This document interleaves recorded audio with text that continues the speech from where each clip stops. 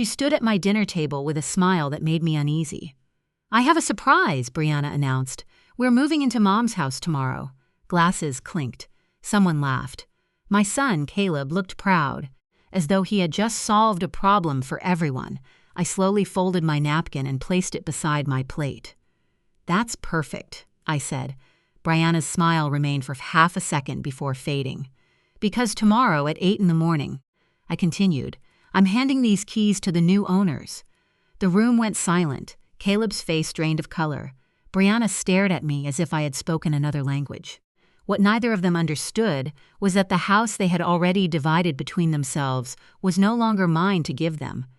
But before I tell you how that happened, let me take you back.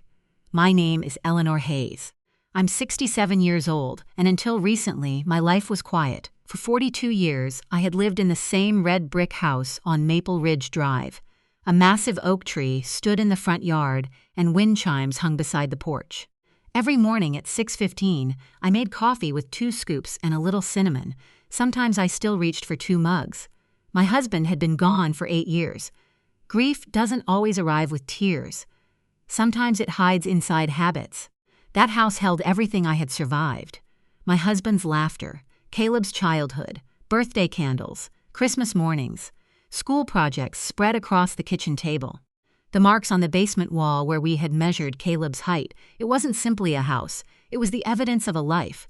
Caleb married Brianna 5 years ago. At first, I welcomed her warmly. She was polished, confident, and always perfectly dressed. After my husband's funeral, she began visiting every Wednesday. She brought banana bread, lemon muffins, and little expressions of concern. But eventually, one sentence began appearing in almost every conversation. "It's such a big house for one person." At first I laughed. I managed just fine. Then Caleb started saying it. "Mom, wouldn't something smaller be easier? I'm fine here. You wouldn't have all this maintenance. I'm fine." The words were gentle, but they became more frequent. Then came the brochures, condominiums, retirement communities, small houses. One Sunday, Brianna brought my favorite lamb dish for dinner. After dessert, she leaned back and exchanged a glance with Caleb. "We sold our condo," she said. "That's exciting. We're thinking about our next step," Caleb added. Brianna looked around my living room. "Actually, we realized we may not need to buy another place."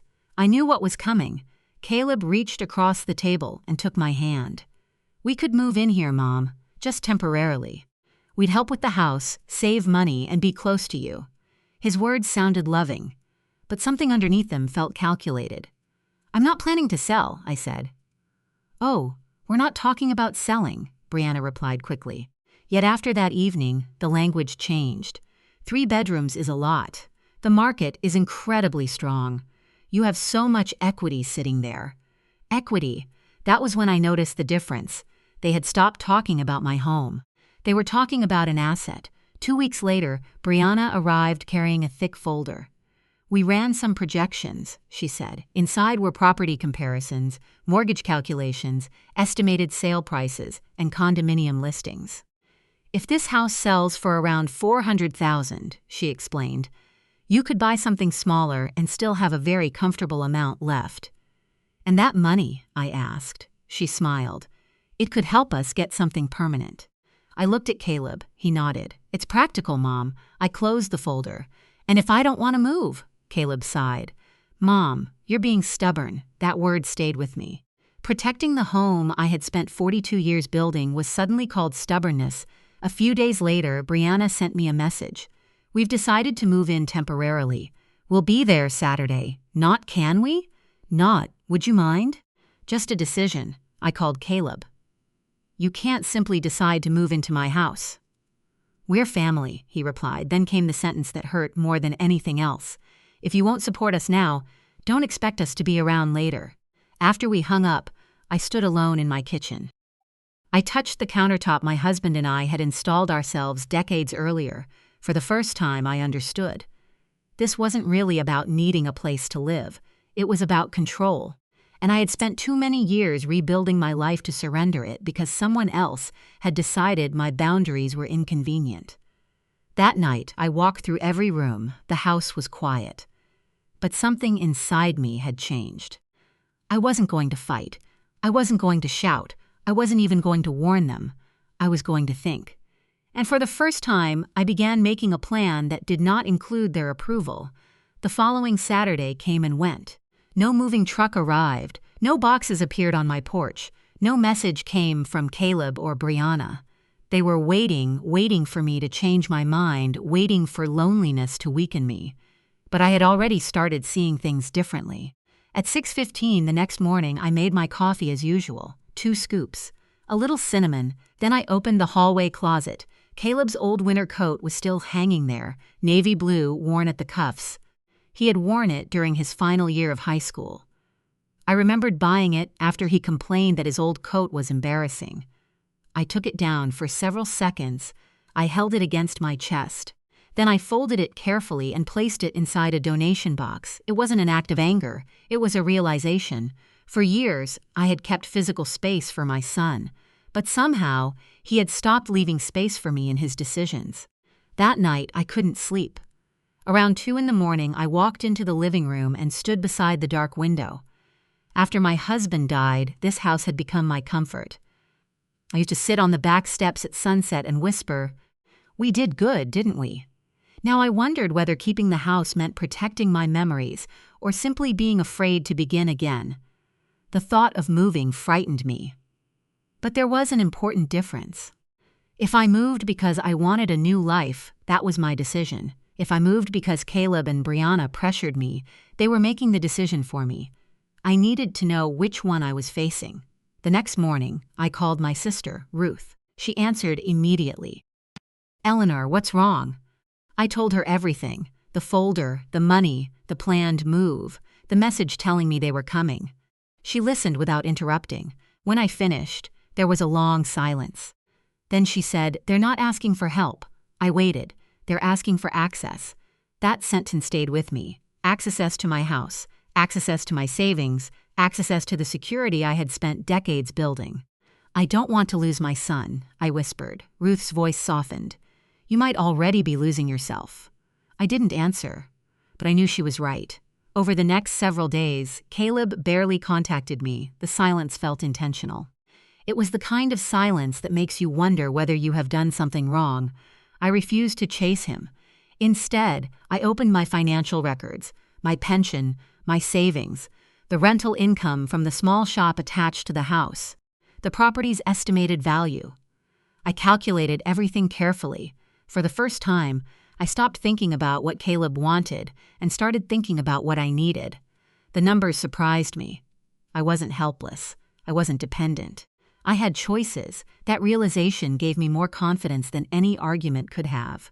A few evenings later, Caleb finally appeared. He didn't knock loudly. He simply stood at the door looking exhausted. "Mom, we're struggling." I stepped aside and let him enter. He explained that their expenses had increased. Their car needed repairs. Rent had risen. Then he said the number, $50,000. I stared at him. $50,000, just temporarily, he said. "We can pay you back." "With interest?" "Yes." I sat quietly. He leaned forward. "We just need enough to stabilize things." I asked him one question. "If I give you $50,000, what changes?" He frowned. "What do you mean?" "What changes about the way you're living?" He started talking about opportunities, timing, getting ahead, and how everything would be easier once they had a little breathing room. But he never mentioned cutting expenses. He never mentioned changing habits. He never mentioned a plan that didn't depend on me. I nodded slowly. "I'll think about it." He looked relieved. He thought, "I'll think about it" meant I was considering giving him the money. It didn't. It meant I had decided not to answer until I knew exactly what I wanted. After he left, I stood in front of my bedroom mirror. I looked older than I remembered, not weak, not broken, just tired. And beneath that tiredness was something stronger. The next morning, I made an appointment with an attorney. Not someone Caleb knew, not someone Brianna recommended, a completely independent professional. I brought every document I had, the deed, my financial statements, my will, my insurance papers. The attorney listened carefully while I explained the situation. When I finished, he said something simple. "You don't need to prove that you're a good mother." I looked at him. "You need to protect yourself." That word, protect, felt completely different from the word selfish. We reviewed the deed first. The property was solely in my name. There were no co-owners, no hidden claims, no legal arrangement giving Caleb any right to the house. That alone gave me peace. Then we reviewed my estate documents. I realized how many things I had left untouched simply because I assumed my family would always respect my wishes. Assumptions, I learned, are not protections. I began updating everything: my will, my financial arrangements, my important documents. Copies went into a secure place. I wasn't planning revenge. I was creating certainty. For the first time in months, I felt calm. But I wasn't finished, because there was one question I still needed to answer. What would happen if I removed the house from the entire argument? I didn't tell Caleb. I didn't tell Brianna. I simply started exploring my options. And somewhere between the legal documents and the financial calculations, a possibility began taking shape. Maybe the strongest boundary wasn't telling them they couldn't have my house. Maybe it was making sure the house was no longer available to negotiate. I wasn't ready to tell anyone yet, but the decision was getting closer. The possibility became a decision a few days later. I contacted a private real estate broker named Clara Whitmore. I didn't want a sign in the yard. I didn't want neighbors asking questions. And most importantly, I didn't want Caleb or Brianna to know. Clara understood immediately. "We can handle this quietly," she said. "There are buyers who prefer private listings." That was exactly what I needed. I gave her permission to inspect the property. When she walked through the house, she stopped several times to admire the original woodwork, the large windows, and the old oak tree outside. "You've maintained this place beautifully," she said. I smiled. "I've loved it for a long time." She gave me a valuation, around $430,000. I stared at the number. For decades, I had never thought of my home in terms of money. Now, for the first time, I understood what Caleb and Brianna had been seeing. Not memories, not birthdays, not my husband's fingerprints on the workshop door. A number, an opportunity, a resource they believed should eventually become theirs. Clara found a serious buyer within days, a young couple expecting their first child. They loved the house exactly as it was: the oak tree, the porch, the quiet street. They offered $430,000 in cash with a 30-day closing. I read the offer twice. Then I signed. My hand didn't shake. There was no dramatic feeling, no rush of revenge, just certainty. The house was sold. Meanwhile, Caleb and Brianna continued planning their future as if nothing had changed. Brianna sent me a message one afternoon. "Have you thought more about everything?" I replied simply. "Yes, I'm thinking carefully." She didn't realize what that meant. A few days later, Caleb called. "Mom, we really need an answer about the $50,000. "I understand. Can we count on you?" I looked around my living room. Soon, someone else would be sitting there. "Yes," I said quietly. There was a pause. "You will?" "I can count on myself." He didn't understand. Before he could ask another question, I changed the subject. That evening, I called Ruth. "I found a place," I told her. "Where?" "North Carolina." She went silent, then she laughed softly. "You're serious?" "Very." She had told me about a small coastal community where she had once considered moving. I had dismissed the idea months earlier. Now I looked at photographs of a 2-bedroom condominium overlooking the water, large windows, a balcony, a quiet neighborhood. The price was around $200,000. It wasn't smaller because someone had decided I needed less. It was different because I wanted something different. I booked a flight. 2 days later, I stood on that balcony for the first time. The ocean stretched beyond me. The wind moved through my hair. For several minutes, I didn't think about Caleb. I didn't think about Brianna. I didn't think about the house. I simply listened to the water. Then I knew. This is where I want to be. I made an offer. It was accepted. Everything suddenly became paperwork, escrow, inspections, closing dates, moving arrangements. It was strangely peaceful. Back home, Caleb and Brianna continued preparing for a house they no longer had any right to enter. Brianna even asked me about the spare bedroom. "We'll probably use that as an office," she said. I looked at her. "Probably," she smiled. "And the basement could be great for storage." I'm sure it could. She had no idea. Neither did Caleb. They had already designed their lives around my property. I watched them do it without correcting them. Not because I was afraid. Because I had finally learned that some information is more powerful when given at the right time. Then came the dinner invitation. I sent a message to Caleb, Saturday, 7 o'clock. Dinner at my house. I have something to share. His response came almost immediately. Finally. That one word told me everything. He still believed the ending belonged to him. Saturday arrived. I cooked slowly.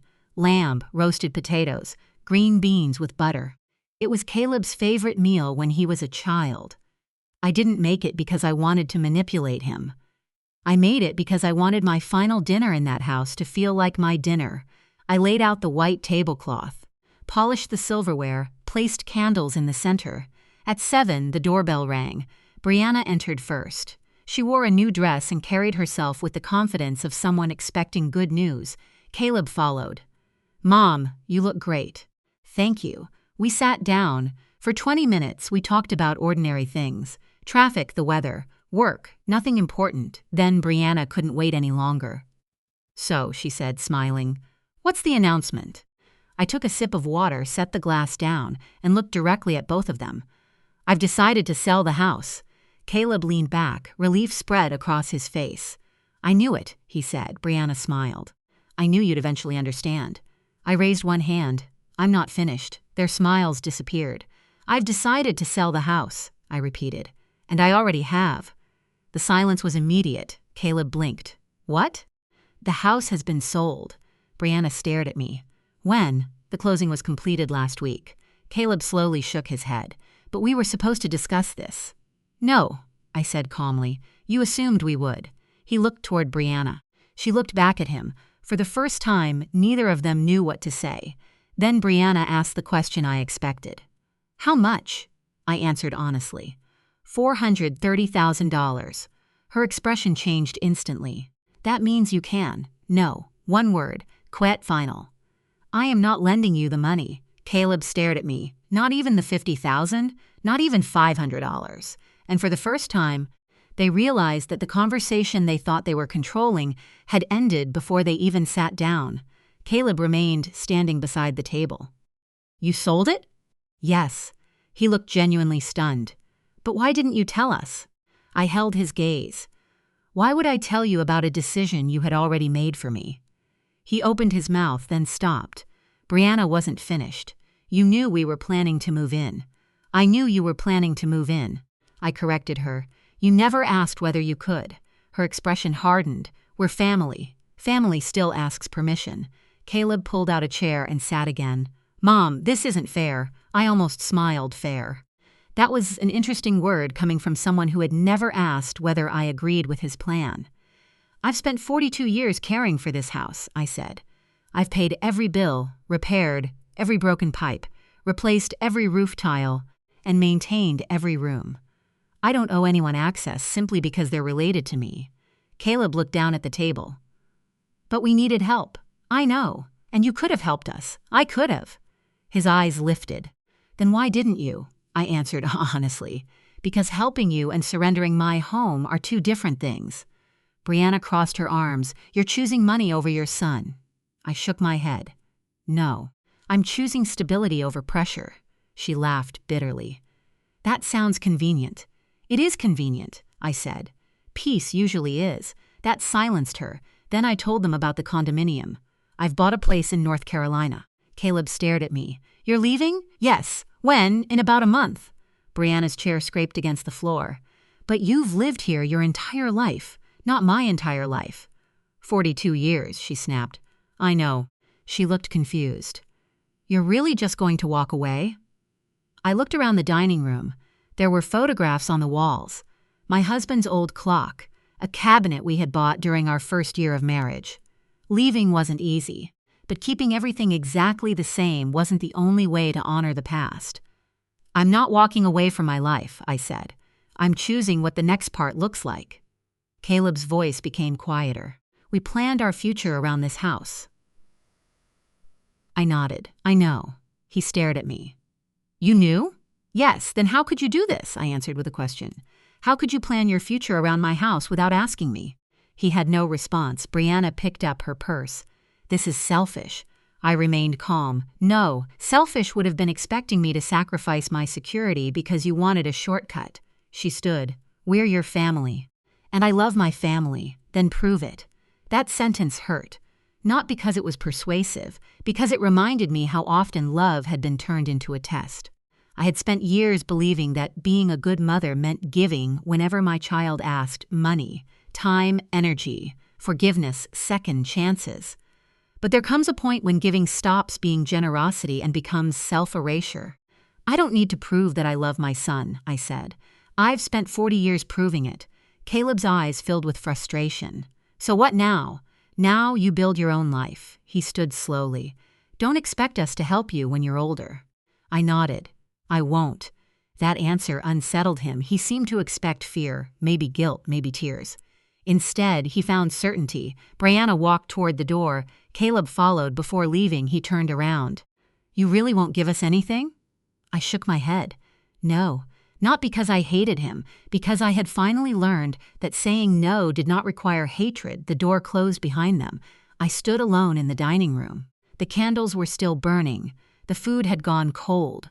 For a moment, sadness washed over me. Not because I regretted my decision, because I wished things had been different. I wished Caleb had walked into that house and simply said, Mom, how can I help you? I wished Brianna had asked what I wanted. I wished we had been sitting around that table celebrating something together. Instead, they had arrived expecting an answer they had already written. I blew out the candles one by one.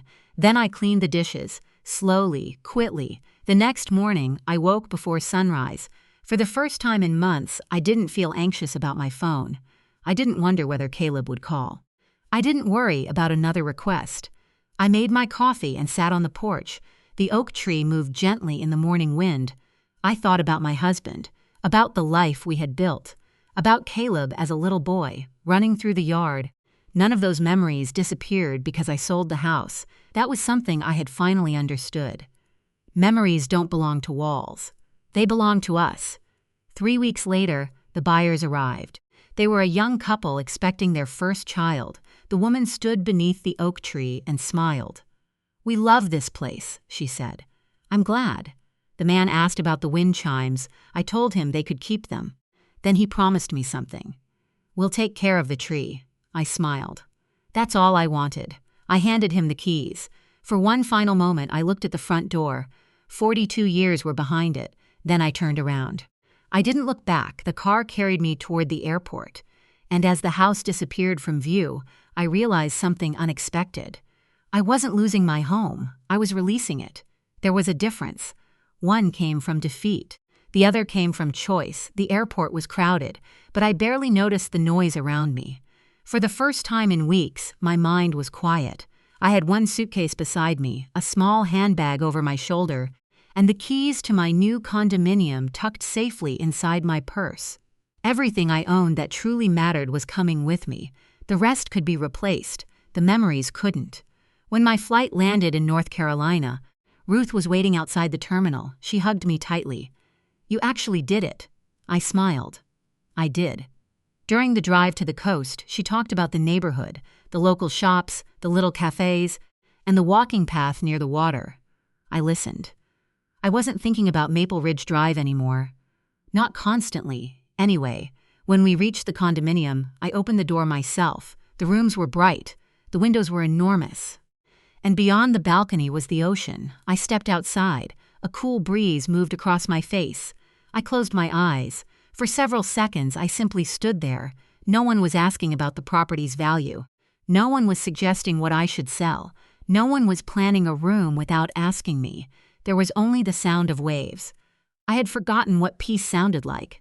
That first evening, I made coffee and carried it onto the balcony. One mug, I smiled at that. For years, I had automatically prepared two.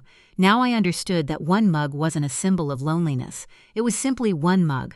I could enjoy my own company. The next few weeks were surprisingly ordinary. I unpacked, bought groceries, found a small bakery, walked along the beach in the mornings. I started attending a local book club. No one there knew my history. I wasn't someone's mother. I wasn't someone's financial solution. I was simply Eleanor, and I liked that woman. Then, one afternoon, my phone rang, Caleb. I stared at the screen before answering. Hello? There was silence for a moment. Mom. His voice sounded different, less defensive, more tired. How are you? I'm okay. Another pause. Are you settled? Yes. Do you like it there? I looked toward the ocean. I love it. He breathed out slowly. Good. The conversation lasted only a few minutes. Neither of us mentioned money. Neither mentioned the house. Neither mentioned Brianna. Before hanging up, Caleb said something unexpected. I've been thinking. I waited. I know I handled things badly. I didn't immediately answer, he continued. I thought because you were my mom, you'd eventually help us no matter what. I looked down at my coffee. That was the problem. I know. His voice cracked slightly. I'm sorry. Those 2 words were not enough to erase everything. But I wasn't expecting them to. Apologies are doors. They don't rebuild the house behind them. I appreciate you saying that, I replied. Do you forgive me? I closed my eyes. Yes, there was relief in his silence. But I added something important. Forgiveness doesn't mean everything goes back to the way it was. I understand. I hoped he did, because I didn't want revenge. I didn't want my son to suffer. I wanted him to become responsible for his own life. That was different. Over the following months, Caleb called occasionally. Sometimes we talked for 10 minutes, sometimes 20. The conversations became easier. But there were boundaries. He didn't ask for money. I didn't offer it. He didn't ask about my finances. I didn't discuss them. We were slowly learning how to have a relationship without transactions. Brianna never apologized. For a while, I wondered whether that bothered me. Eventually, I realized it didn't. Not everyone will understand the boundary they crossed. Sometimes the boundary exists whether they agree with it or not. One morning, I walked to the beach before sunrise. The sky was beginning to brighten. I sat on a bench and watched the horizon. I thought about the woman who had stood in that old kitchen months earlier, holding a folder filled with calculations. She had been afraid of disappointing her son, afraid of being called selfish, afraid of starting over. I wished I could go back and tell her something. You're not selfish. You're not cruel. You're not abandoning anyone. You're allowed to choose peace. The ocean stretched endlessly ahead of me. I smiled. At 67, I had discovered something I should have known much earlier. Starting over doesn't have an age limit. Neither does saying no. Neither does choosing yourself. I still missed my husband. I still miss certain corners of the old house. Sometimes I even miss the little boy Caleb had once been. But missing the past didn't mean I had to return to it. My new life wasn't perfect. It wasn't supposed to be. It was simply mine. One evening, Caleb called again. Mom, yes? Can I visit sometime? I smiled. I'd like that. He laughed softly. Maybe I'll bring dinner. That's a good idea. After we hung up, I stepped onto the balcony. The sunset covered the water with gold. I thought about everything that had happened, the pressure, the assumptions, the dinner, the keys, the move. None of it had unfolded the way they expected. But perhaps the most important part wasn't what happened to them. It was what happened to me. I had stopped measuring my worth by how much I was willing to sacrifice. And that changed everything. Months passed, and the ocean slowly became part of my daily rhythm. I woke before sunrise, opened the balcony doors, and made coffee, 1 mug. Sometimes I laughed at myself for noticing that, for years, I had believed an empty chair meant someone was missing. Now I understood that an empty chair could simply mean there was room for peace. Caleb and I continued talking. Not every day, not even every week, but enough. Our conversations were different now. There was no pressure hidden beneath his questions, no discussion about property, no request for money. He told me about his work. I told him about the book club. Sometimes we laughed about childhood memories. Slowly, carefully, something began to heal. Not the old relationship. A new one. One afternoon, Caleb called and asked whether I remembered the basement workbench. I smiled. Of course. You still have the picture of me standing beside it? Yes. I thought you threw everything away. I didn't throw away my memories. He was quiet. Then he said, I miss that house. I do too sometimes. I wish we'd handled things differently. So do I. There was no need to say more. We both understood the house was gone, but the lesson remained. I had spent years believing that love meant saying yes, yes to family, yes to requests, yes to inconvenience, yes to sacrifices. I had thought that refusing someone I loved made me a bad person, but that wasn't true. Love without boundaries can become resentment, giving without limits can become exhaustion, and helping someone who refuses to change can sometimes prevent them from learning how to stand on their own. I didn't sell the house because I wanted to hurt Caleb. I sold it because I realized my home could not remain a bargaining chip in someone else's future. That distinction mattered. Some people might say I should have given my son the money. Others might say I should have confronted him sooner. Maybe they're right. Maybe they're wrong. But they weren't sitting at my kitchen table. They weren't hearing the words I heard. They weren't carrying 42 years of memories inside those walls. I was. And ultimately, I was the one who had to live with the decision. One evening, I sat on my balcony watching the sunset. My phone rang. It was Caleb. "Mom?" "Yes, I just wanted to say thank you." I smiled. "For what?" "For making me figure things out myself. I didn't expect that." "What happened?" "We cut our expenses. I found a better job. We're renting a smaller place. It's not perfect, but we're managing." "That sounds good." "It does." He paused. "Brianna finally understands too." I raised an eyebrow even though he couldn't see me. "She does?" "She said you were right about one thing." "Which thing?" "That family doesn't mean having access to everything someone owns." I smiled. "That is a good lesson." It was an expensive one. We both laughed. For the first time, the memory of that terrible dinner didn't feel painful. It felt distant, almost like a story that had happened to another woman. After we ended the call, I remained on the balcony. The sky had turned dark. The first stars appeared above the water. I thought about the moment Brianna had stood at my dinner table and confidently announced that they were moving into my house. She had believed the decision was already made. She had mistaken assumption for authority. But I had learned something too. Sometimes you don't need to argue with people who have already decided what you're going to do. You simply need to make your own decision.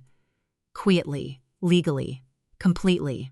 And then let reality speak for itself. I didn't need to embarrass them. I didn't need to punish them. I didn't need to make a dramatic speech. I simply sold my house. I moved. And I chose peace. That was enough. If there is one thing I want you to remember from my story, it's this. You are allowed to protect what you built. You are allowed to say no. You are allowed to change your mind. You are allowed to begin again at 60, 70, or 80. And you are allowed to love someone without giving them control over your life. Forgiveness doesn't require surrender. Love doesn't require unlimited access. And family doesn't erase boundaries. I still love my son. I always will. But I no longer believe that loving him means sacrificing myself. My life on the coast isn't perfect. There are lonely mornings. There are difficult days. There are moments when I miss the old house so much that my chest aches. But when the sun rises over the ocean, I step onto my balcony with my coffee and breathe. No one is waiting to tell me what I should sell. No one is calculating my equity. No one is deciding where I should live. I made that decision. For myself. And perhaps that is the real ending to my story. Not that I sold a house. Not that I refused to give my son $50,000. Not that I moved hundreds of miles away. The real ending is that I finally understood my own worth. For years, I thought peace was something other people gave you when they treated you well. Now I know better. Sometimes peace is something you choose. Sometimes it begins with a boundary. Sometimes it begins with a closed door. And sometimes it begins with one quiet word, no. I don't hate Caleb. I don't hate Brianna. I don't regret loving them. I simply stopped allowing love to become a reason to abandon myself. And every morning, when I watch the horizon from my balcony, I remind myself of the lesson this entire experience taught me. You can forgive someone without giving them the same access again. You can love your family without surrendering your future. And you are never too old to choose yourself. That is not selfishness. That is dignity. And after 42 years of putting everyone else first, I finally decided I deserved some of it too.